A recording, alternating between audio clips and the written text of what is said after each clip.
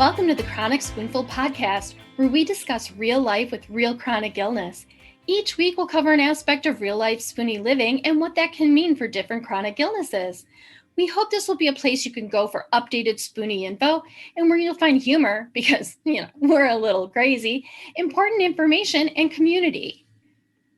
As a disclaimer, we just want to remind you that yes, we'll be talking about chronic illness and health information, but we are not your doctor. Everyone's chronic illness is different, and we are absolutely not MDs, so we are not qualified to give you medical advice. We're going to tell you unequivocally to discuss anything we talk about on this podcast with your doctor. All right, everyone, welcome back. What a great week last week having Peyton on, and we thank her so much for being our wonderful guest. This week we're gonna talk a little bit about some new topics, but first we're going to get into some new and noteworthy stuff like we do every week. There's really, we've got the COVID vaccines, we've got booster shots to talk a little bit about this week. They released today, and I don't know if you guys are getting emails from your hospitals and doctors like I am, but they're saying people who are 65 and older or at super high risk, they're encouraging to get booster shots, but that's about it for boosters at this point that they're encouraging. And that took a little bit of pushing for the FDA to do that. Yeah. So there was a moment where the FDA wasn't going to encourage booster shots at all. And that was a little, So, and then there was some news that, the Pfizer vaccine is starting to look good for kids, I think between 5 and 12 or 6 and 12, something like that. Yeah. And it's supposed to be out in 2 weeks. They're saying 2 weeks is what they're saying. So, which is really great news that, all these kids are at school. Oh my gosh. So, this would be huge if they could get vaccinated. Exactly. I mean, so many kids right now are being hospitalized.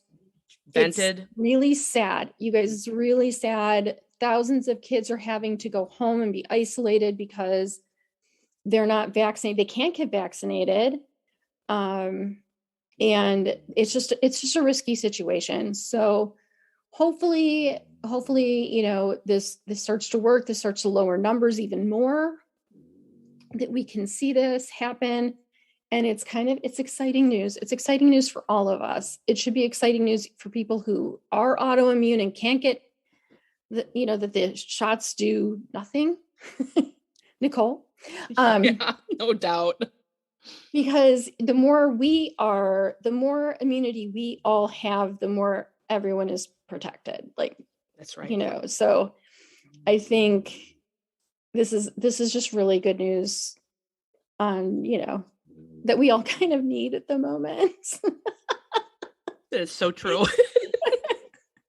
I need some happy news, please. Yes. Because if you guys have checked out our Instagram, I posted some wonderful pictures of my face with my masked cell flare. I'm not afraid to show the ugly side of my life.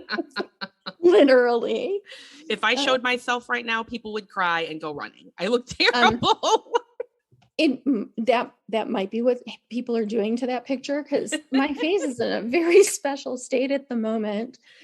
I've never had a mast cell flare on my face. I've had it on my hands, on my legs, but this is the first time I've ever had one on my face. So it's been a very special moment to share this with the world. It feels like I went skiing on a very dry winter day. And it's interesting. So we'll see what my rheumatologist has to say about it this week. But yes, Nicole keeps saying, like, take more antihistamine. And I told her last night, I'm like, I took an antihistamine for a 2-year-old. And what did I do, Nicole? Passed out. In 10 minutes. I took a children's Benadryl, the dosage size for a 2-year-old, and I passed out in 10 minutes. That is a shame, man. We don't do all antihistamines, guys. Goodness gracious. Needless to say, we're going to try something a little different. Yes. But yes, it just goes to show you, everyone, that we all have different reactions to different things. Yes, very much so. I could take 3 Benadryl and still be sitting here talking to you. If I took 3 Benadryl, you better rush me to the hospital. I might be in a coma. No, I mean, maybe tripping. I don't know. But no. Benadryl is a lovely medicine. In an emergency, definitely give it to me. Absolutely. But don't expect me to be awake for the rest of it. Or for the next 3 days. Oh my gosh. No, I encourage it for any allergic reactions. I really, really do. I am an anomaly, let me tell you. Yes. You're a lightweight. I am such a lightweight. Oh wow. So that's my new and noteworthy this week is I don't think I have anything. No, Nicole, you're boring. I know. I blame You COVID. had kind of a weird flare reaction this week, but that's really about it. Yeah, but you got a lot of fatigue, which actually is good because that's what we're going to talk about today. Yeah, exactly. Yeah, aside from those things though, like nothing is new. No, but is that a bad thing? No, because I'm finally starting to feel better from the shot. Finally. That's good. It seems the flare seems to be, I shouldn't speak so soon, but it seems to be calming. Here's the wood, knock on it. I know, I'll be like. Sure didn't wake up the dogs with that knock. I know, right?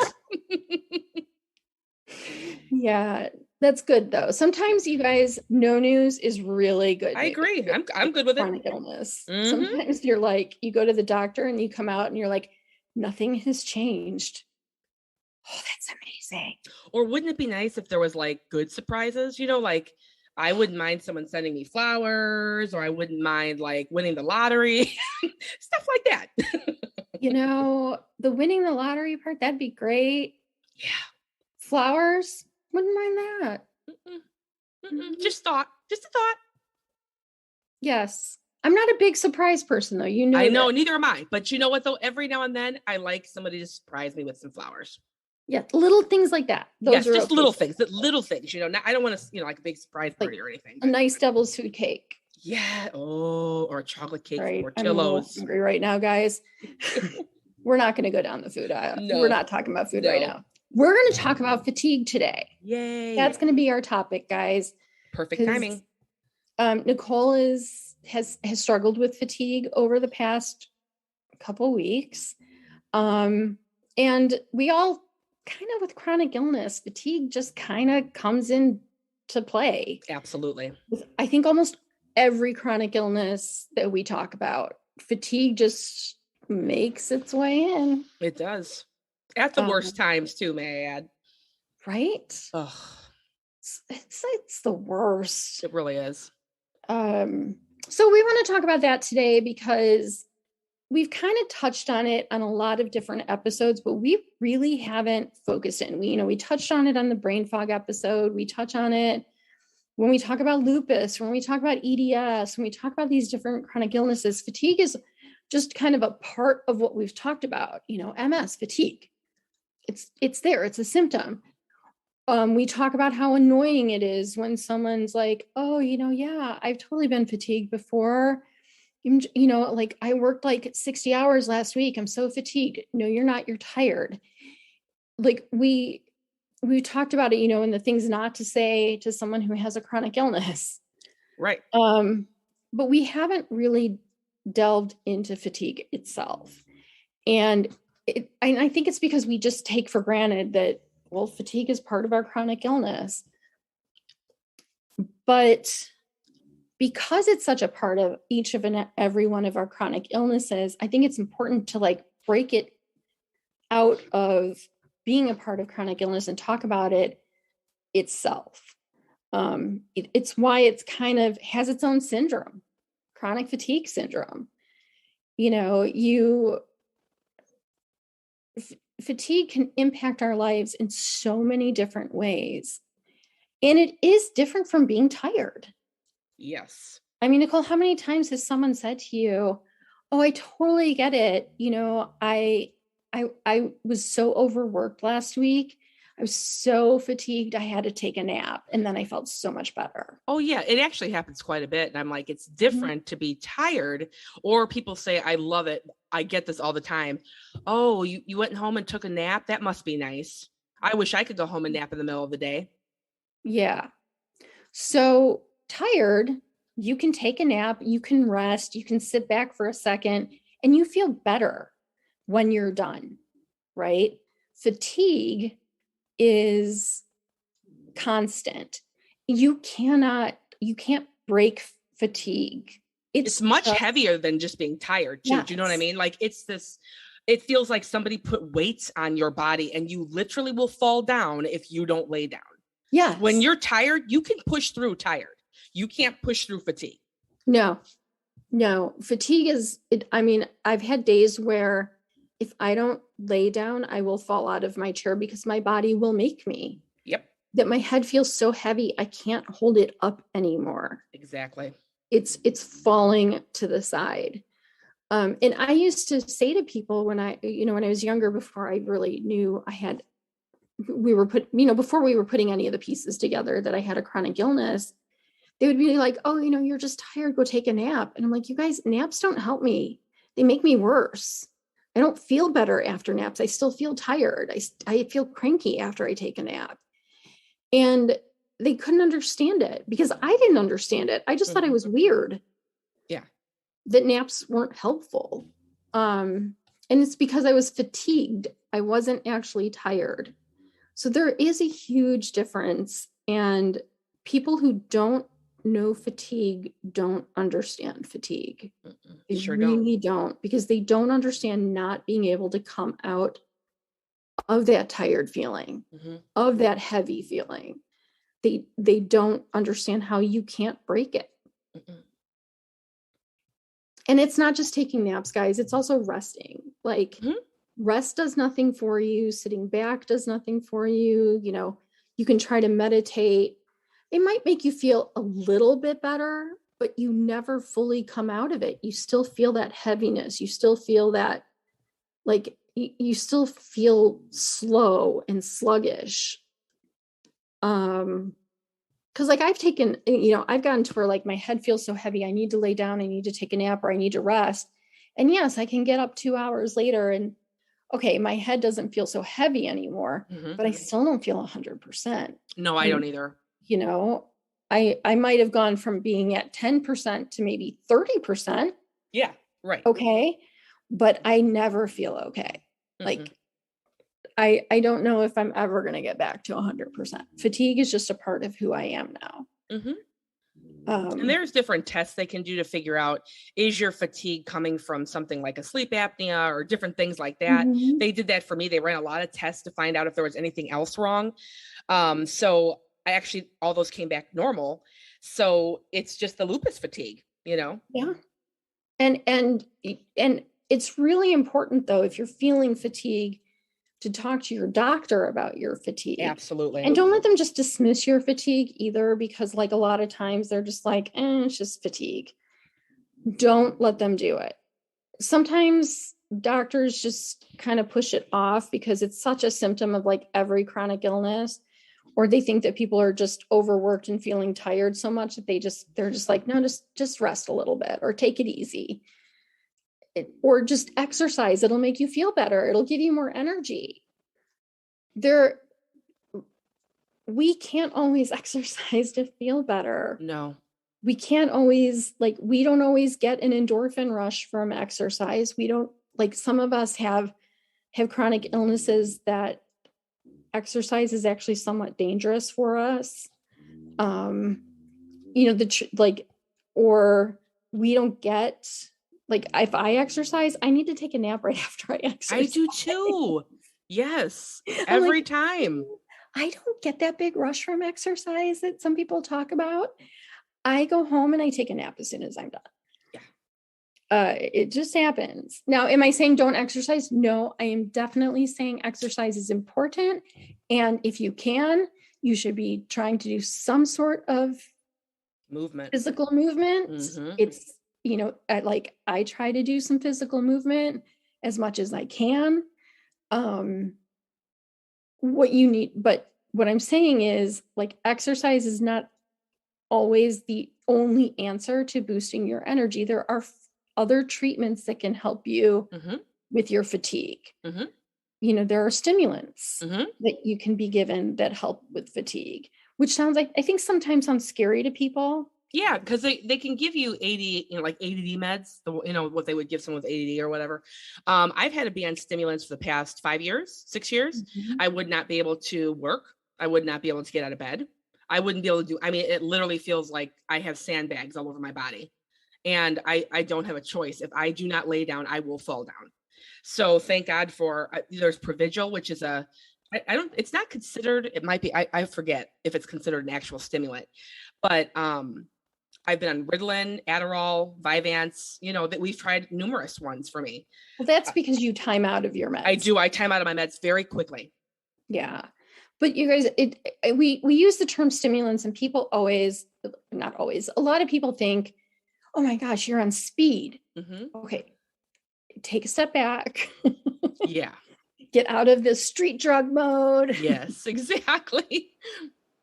It's just a word.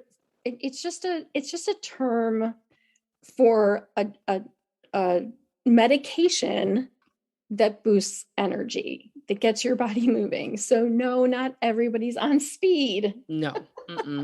So just realize there are like medications you can be given that help you with your fatigue. There's also herbal supplements that can help. There are foods that can help. There are different ways you can help with your fatigue, because it can come from different places. That's why it's important to talk to your doctor. It is. A lot of what they do for treatment depends on where your fatigue is coming from. They'll do different tests to find out, but if you want to take anything that's over the counter, that's like a holistic something or other, but you always should check with your doctor, because a lot of all natural stimulants, they completely screw up your system, and they will interact with all your medications. So that's what I'm saying though. Like always, like everything has to be done in conjunction with your doctor. Yes, always.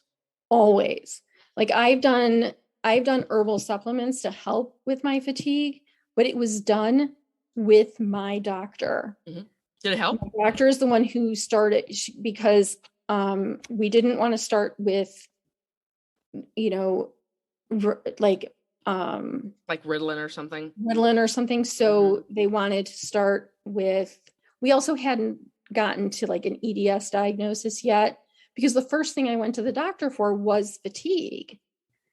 And we hadn't got my test results back for my blood work. So they were like, well, I forgot even what we tried, because it's been so long now. And I tried that and it was okay. And then we found out I was super duper low on vitamin D, like almost death. So then I was taking vitamin D, and then they wanted to do an herbal supplement that was supposed to help with it or something. Did it help you when you took it? It didn't really. Okay. The vitamin D was really what made the difference. Yeah. And if your vitamin D levels aren't good, that screws you up. See, this is where it's important to talk to the doctor, because the vitamin D really did help with the fatigue at that point.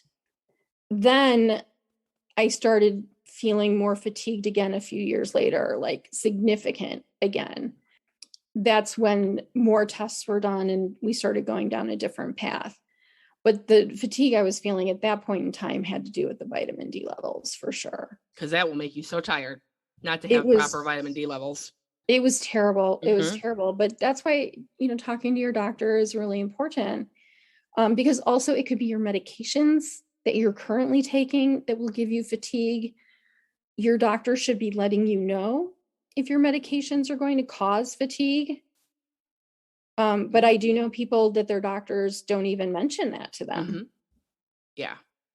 And you can always ask the pharmacist when you pick up your med, is this a med that commonly causes fatigue. Mm-hmm. You know, and then if it does and you feel it really affects you, you can go back to your doctor and say, hey, can we talk about another med that's similar to this, because I can't take the, you know, how tired I am. Or am I taking this at the proper time of day? Yes. So for instance, like my doctor told me to take Cymbalta at night because she said, you know, it's likely it will cause fatigue. So this is a good medication to take in the evening. Okay. I take mine in the evening. I'm really open about what I take on this show. You guys are going to know all my meds. So take that in the evening, because then this way you're not fatigued all day. Mm-hmm. And so I take it in the evening, and, you know, I've been fine. Well, a friend of mine was also prescribed Cymbalta, and her doctor didn't tell her anything. And she was taking it in the mornings, and she couldn't figure out why she was so tired all day. Oh, wow. Okay. And I was like, well, honey, you're taking your Cymbalta. I said, when are you taking your Cymbalta? And she was like, every morning. I said, well, why don't you talk to your doctor about switching to nighttime? Because that can cause fatigue. And ever since then, she's been fine. Oh, wow. That's great. Yeah, but no one told her that it can cause fatigue. Mm-hmm. No one, like, you really need your doctors to tell you, but a lot of them do not, because they assume the pharmacist is going to tell you. Or they forget because they're so busy, and that's why it's really good to also have a list when you go to your doctor of questions you want to ask. Yes. And have conversations with your doctor about your medications, because they sometimes think you're going to read the entire booklet that's in there. If you've ever read the booklet, sometimes I don't recommend it, because when you start reading through the side effects, it gets really scary. Yeah. So, you know, but ask the pharmacist, ask your doctor, because those meds can be kind of, they can really affect how you feel. And sometimes it's not just one med, it can be the interaction between a couple meds that can cause fatigue too. So it's important to have those conversations. Yeah. What you eat can affect fatigue too. Like, oh, yes, it can be a big deal. Because a lot of heavy foods cause inflammation, which also causes fatigue. You've got to be very careful with how heavy the foods are, and, you know, how fatty the foods are. All that can affect you. Yes. Also, you know, if you're someone who does have something like mast cell activation disorder syndrome, it can cause inflammation that you might not even see externally. Mm-hmm. Like that can cause fatigue because you're inflamed, you know, parts of your insides are inflamed. Yeah. That can cause fatigue. Definitely. If you're arthritic, certain foods can inflame your joints.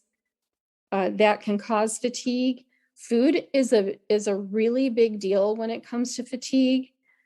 And that's why talking to your doctor about your diet and asking for a referral to a nutritionist is really, really important. Yes, because food is I think we take food so much for granted. We do. And what it can do for you, like beneficial, and also what it can do for you on the bad end of things. Yeah. You know, it's important to know and read and explore and research. Yes. And everyone is individual, you guys. How it affects us each is individual. Yes. So just going to like one diet, which I'm not a fan of diets anyway. Going one direction on one thing because, well, you know, 10 people who have MS did this diet and they say it works great for them. I have MS. I'm going to do the same thing. That's not always the best thing, because your body may not react to that diet the same way. You really need to talk to someone who knows what they're doing, is looking at your medical records, is looking at how your body's going to react to things, is taking into consideration your medications, your lifestyle, and all of those things. I was watching a dietitian on TikTok, actually, and she was talking about a mom who was seeing her for some conditions, and she was asking her for recommendations of what to eat from McDonald's. And it got really nasty comments because, you know, well, why would you tell her what to eat from McDonald's? McDonald's is the worst place. Well, you know why she told her that? Because the woman worked at McDonald's and it's what she could afford. Yeah. The woman's full-time job was at McDonald's. She could afford to feed her family from McDonald's because she got free food from McDonald's. And so she wanted to know what healthy things she could get at McDonald's, which, by the way, yes, you can eat healthy at McDonald's if you look for the right things. And we have a lot of people who listen to us, you guys who might be listening to us right now, that are on very limited incomes. Mm-hmm. And so, you might not be able to run out to Whole Foods and get all those like fancy things that people talk about with their diets. So how do you eat how do you eat well for your inflammation to keep yourself from getting fatigued when you're going to stores that have aisles riddled with cheap foods full of preservatives? Yeah. And processed anything is not healthy. It never has been. It never will be. You can do it periodically, but when you process a food, unfortunately there's chemicals in it, so, right. But there's places like Aldi that are wonderful. They've created so many Mm-hmm. organic foods, and you know what? They're so cheap. So if you want to do organic, you can at Aldi. You really can. Yeah. Yeah. It is about, again, us taking the burden and the extra effort to find these things. Exactly. But a good nutritionist, a good dietitian, whoever you can get your referral to, can help you do those things. And they should never make you feel guilty because you work at McDonald's and that's where you can get your food on your budget. Mm-hmm. Because you can find healthy food in a lot of places. But again, food is a big deal for people who have fatigue because certain foods can affect inflammation and affect how we feel. Yeah, very much so. And how we feel also impacts our relationships.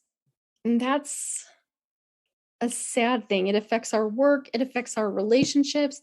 It affects all of that. One of the things Nicole and I have talked about is, how our friendships get impacted by us being tired and having to say no to people and putting up those boundaries. And we did a whole show on boundaries. So we're not going to quite repeat all the boundary stuff. You guys can listen to the show on boundaries, but you guys, fatigue is really hard on people's relationships. It is, because people get sick, I guess, in a way of you always being tired. Every time they ask you to do something, I'm tired, and I'm like, no, I'm not tired. I'm fatigued. And I literally can't get off this couch right now. I can't even get off the couch to shower right now. Mm-hmm. And then if I did and I could get ready, that would be all I could do. What I recommend is with friendships and with people is to get out of using the healthy people language. Don't use the word tired. Use the word fatigued. Mm-hmm. Don't use the word exhausted because it sounds like you did something to be fatigued. I feel sick. I feel like weights are all over my body. Yeah, be descriptive. I feel heavy. Like, describe what you're feeling versus I'm tired, I'm exhausted. People need to understand what we're actually going through versus putting it in their language. Yeah. It needs to be in our language. They need to start to understand our language. I'm being demanding here. That is so true, though. It's so true. And I think it gives people a better picture of what you're going through if you can be more descriptive with your symptoms.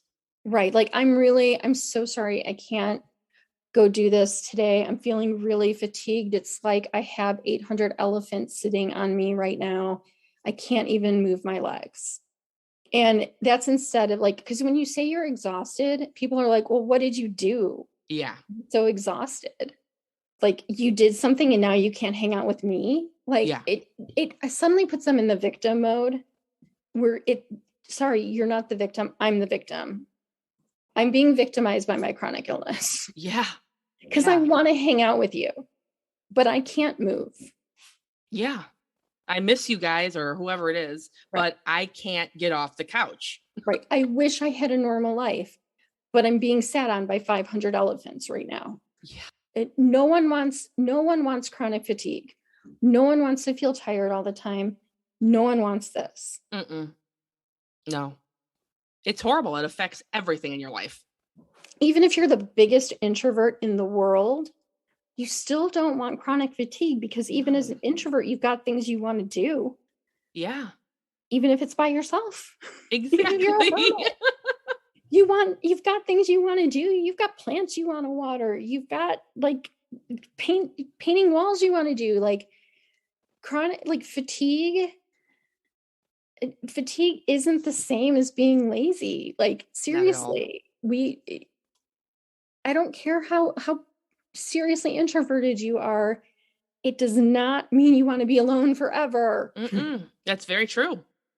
And it does not mean you're lazy. People might think that. Yeah, but I think being descriptive really helps people in your life understand that you are fatigued, not tired, not exhausted, not any of those things, because you didn't do anything to earn that fatigue. Yeah, fatigue is not our fault. Earned, it's just given, unfortunately. Yeah. But also, unfortunately, you are going to lose some friendships over it. But my question to you is, were they really your friend if they're not standing by you in those times? Were they really a person you wanted in your life? Because honestly, they're just going to keep bringing you down, and that fatigues you more. It does. Those relationships suck your energy away. The people who can't understand your fatigue, that aren't there for you, the ones that are like, well, just get up. You're so lazy. You just don't want to hang out with me. Yeah. Why can't you just go like another 5 miles? Like, you mean you can't just like walk around the mall 5 more times? We can't just go to 3 more stores. I only have like this much more money to spend. No, sorry. Or some people stop calling, they stop coming around, and, they void, because they can't deal with whatever. So it's sad. It does happen to a lot of people with chronic illness, ending of relationships of some kind. But it's also important to be clear with people about what you need. Yes. And I think we get afraid to tell people what we need from our friendships because we're afraid of asking. And it's important to be clear, like, I love you. I still want you to ask me to do things, but there are going to be but a lot of times I'm going to have to say no.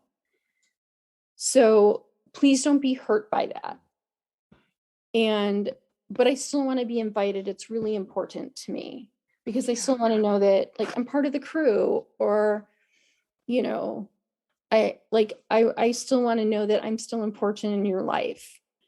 And because there's going to be times I'm going to be able to say yes, or that there's going to be times I might be able to come for an hour or something. But I think it's important, though, that we communicate that to people, because if we don't, they'll stop asking because they're going to think, well, they're never going to come. Yeah. They're never going to show up again. So we have to be communicative on our side too.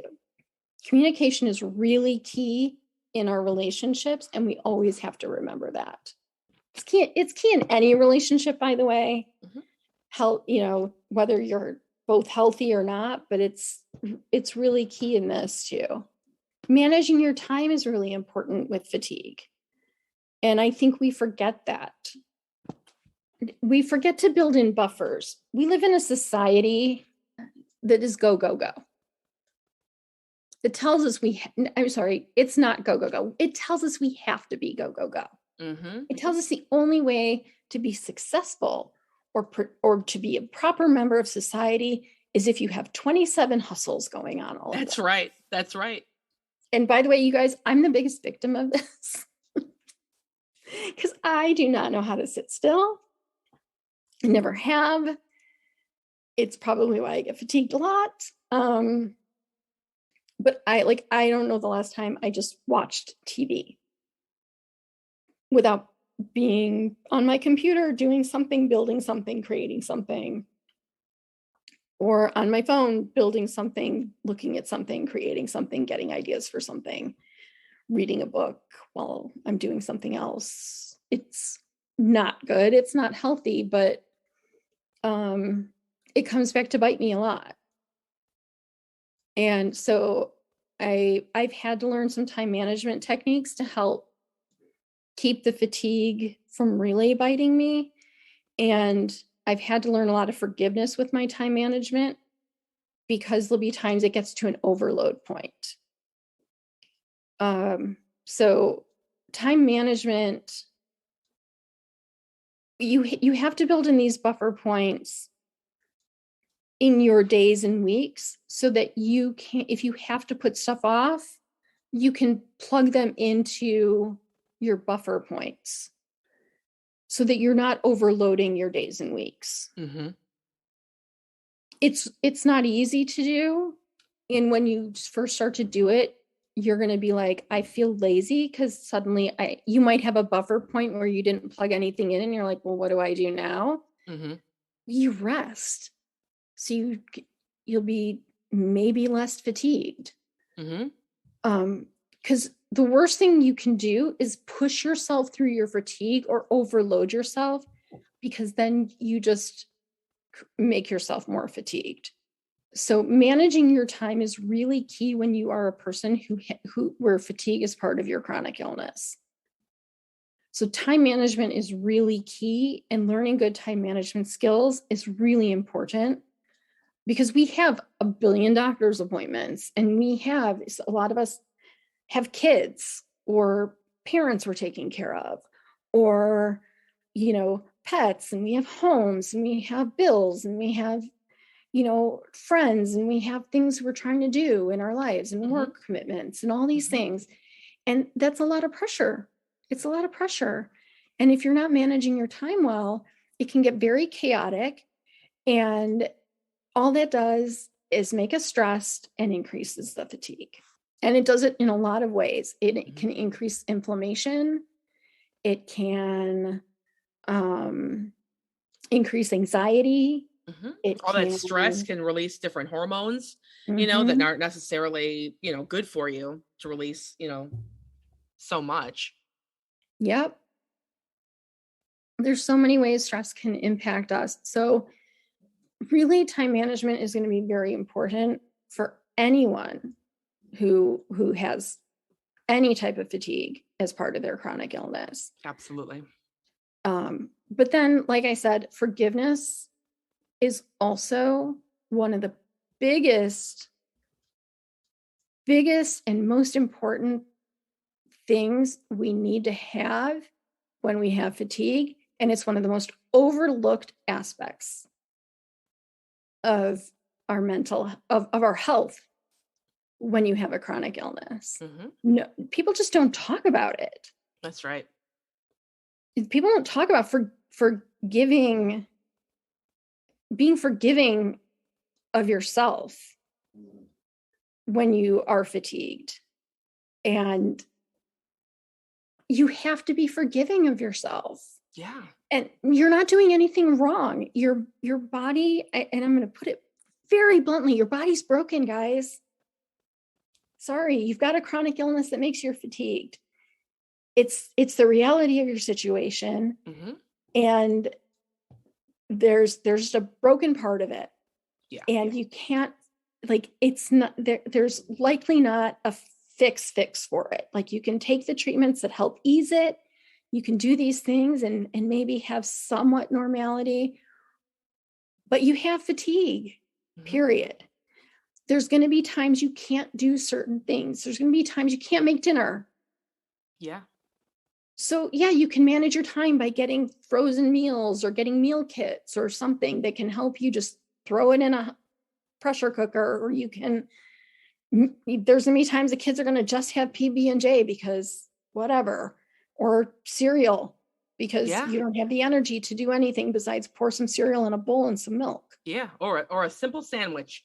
Exactly. So, or there's going to be nights when it's pizza because someone can dial the number on a phone. That's right. Yeah. You can only do the best you can do. It's totally okay. It's totally okay, guys. And you just have to give yourself some forgiveness. Yes. Don't be so hard on yourself. I don't even know if I should call it forgiveness, but just some space. Give yourself some self-love. Yes. Because it's okay. Yeah.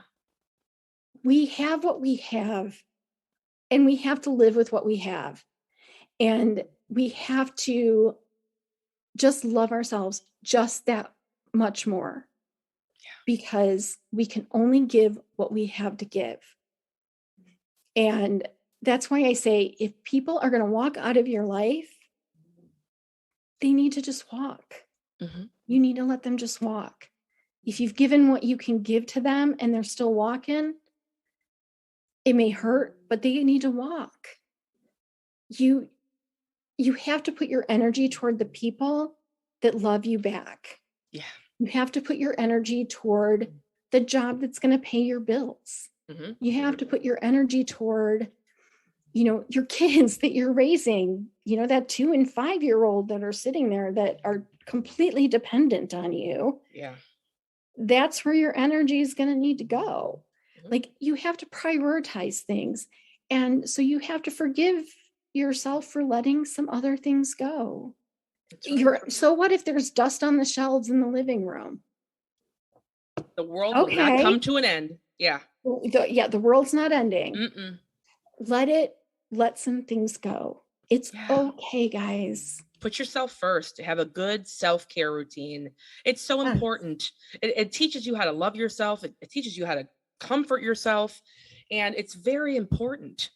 Yes. You've got to come first. Because again, we come to the airline analogy. Put the mask on yourself before you put it on everyone else. Because if you don't put the mask on yourself, you can't save anybody else. You can't help anyone else.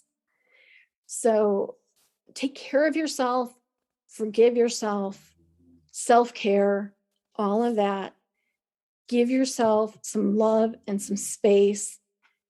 Don't take life too seriously. Laugh a little bit. That's right. Laugh a little bit. Yeah. Look, there's about an inch of dust there. Whatever. Now there's that cobweb in the ceiling. Wonder what built that. Okay. Give yourself some space. Don't take it so hard. It's all okay. And we've all been there, guys. We've all been there. And I mean, that's why we have the Facebook group to talk about this stuff. That's why we're doing this workshop that Nicole and I are starting really soon, guys. I'm not stressing at all. Not stressing. No, it's why we're doing the Unstuck workshop, because I think a lot of people feel really stuck in all of these things that they don't, that some of you out there might be feeling stuck in that place of like, I can't feel better. I feel stuck not being able to forgive myself. I feel stuck in time management. I feel stuck, in these eating routines. I feel I can't think of what I'm supposed to do next. And that's what the Unstuck workshop is about. It's about like getting out of this rut that we can sometimes get in. It's self-care. It's all about self-care, guys. And that's what we're trying to get back to you. By the way, we are not perfect at this either. Mm-mm. We're just speaking from experience. Yeah, exactly. And that's what the whole workshop is about, speaking from experience, but sharing with each other and being able to talk about this stuff, doing this type of workshop, getting out of this rut. It's all so important, you guys. And we just want the best for everyone. I'm such a Pollyanna. Oh my gosh, Nicole, interrupt me. I'm just gonna let you go on and on. Stop it. Come on, Pollyanna. No, we really do. Like, we do. I think that's why we wanted to talk about fatigue so much, is that I think we just talk about it in bits and pieces, but no one ever really focuses on it directly. It's really rough. And it's hard. Rough to be fatigued. Yeah, it's really hard. And, just know that we're here for you guys. We're here to listen. By the way, we're here to listen to you if all you want to do is whine. Yeah. And don't feel like you're whining. No. Venting. We like to call it venting. Yes, it's important. Mm-hmm. Because you got to get it out, guys. Get it out. Let it go. Yes. Be free with it. And just know that we're here. We're here. We'll listen. Talk to us on Facebook. Talk to us on Instagram. Mm-hmm. Yeah, we understand. We're here for you. We're down, guys. All right, so that's our show for today. Woohoo! And on a smiley note of all kinds of love. Yes. Love and hugs for everyone. Love and hugs for everybody. Namaste. All right, guys. We're going crazy over here. All right. Have a good week, everyone. You guys. Have a great week. We'll chat again next week. Bye. Bye.